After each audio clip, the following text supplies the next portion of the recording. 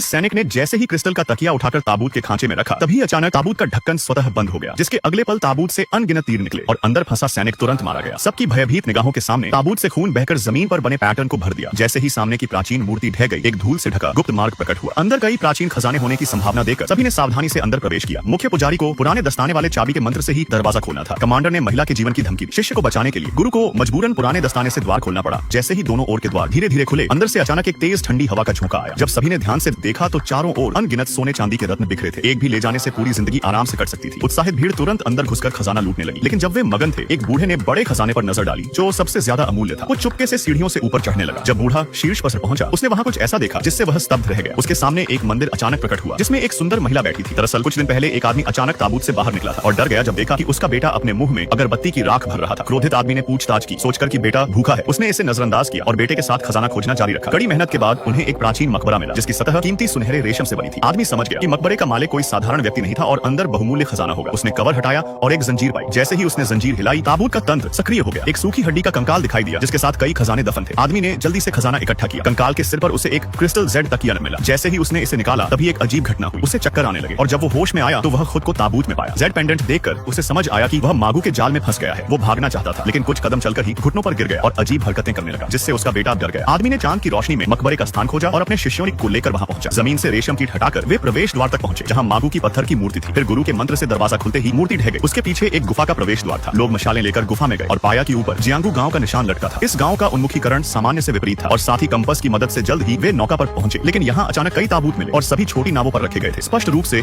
इन नावों से ताबूतों की तस्करी करने की योजना थी। मास्टर युआन अपने हाथ के कंपास से आगे बढ़े, लेकिन आधे रास्ते में ही मौसम खराब हो गया। आकाश में गड़गड़ाहट थी, पर आधे दिन बाद भी बारिश नहीं हुई। और अजीब बात यह थी कि आकाश में दो चंद्रमा दिखाई दे रहे थे। मास्टर युआन को एहसास हुआ कि ताबूत पहाड़ की प्राचीन कब्र उनके पैरों के नीचे झील में हो सकती है। इसलिए शिष्य ने खतरे के बावजूद पानी में जाने का फैसला किया। वास्तव में अचानक उसे कब्र का दरवाजा मिल गया था, लेकिन जब शिष्य ऊपर आया तभी नाव अचानक हिलने लगी। आकाश में दो चंद्रमा एक हो गए थे, जिससे झील पर भारी बाढ़ आई। नाविक ने सबको जल्दी से ताबूतों में जाने को कहा। जल्द ही एक विशाल भंवर ने पूरी नाव को निकल लिया था। जागने पर वे एक ताबूत पहाड़ पर थे। फिर बूढ़े के नेतृत्व में उन्होंने आखिरकार मागू की कब्र खोज निकाली, जो अनगिनत सोने के गहनों से भरी थी। लेकिन तेज नजर वाले बूढ़े ने सोने की परवाह नहीं की, क्योंकि सीढ़ियों के ऊपर सबसे कीमती खजाना था। जब वह शीर्ष पर पहुंचा तो ऊपर की महिला की सुंदरता को देख सुन्न पड़ गया था। महिला एक मागू जेड गर्ल थी। बूढ़े को जमीन पर घुटने टेकते देख उसने एक अमूल्य फूल निकाला। उसी समय मास्टर युआन, जिन्हें कुछ गड़बड़ लगी, तुरंत दौड़े। लेकिन बूढ़ा पहले ही यांग ऊर्जा से सूख चुका था और मागू भी राक्षसी में बदलकर सबसे लड़ने लगी। लेकिन वह मास्टर युआन की प्रतिद्वंद्वी नहीं थी। हार देखकर मागू ने खुद को मास्टर की बेटी बना लिया और उसे परिवार मिलन के दृश्य में ले गई। जब मास्टर युआन जाल में फंसने वाले थे, सौभाग्य से उनकी बेटी के छोड़े एक खिलौने ने उन्हें जगा दिया और इस बार मास्टर युआन ने दया नहीं दिखाई। निर्णायक रूप से एक घातक जादू किया और इस तरह सफलतापूर्वक मागू को मौत के घाट उतार दिया। अंत में गुरु और शिष्य खजाने के साथ पानी की सतह पर लौट आए और फिर वीडियो लाइक करने पर पार्ट 2 मिल जाएगा।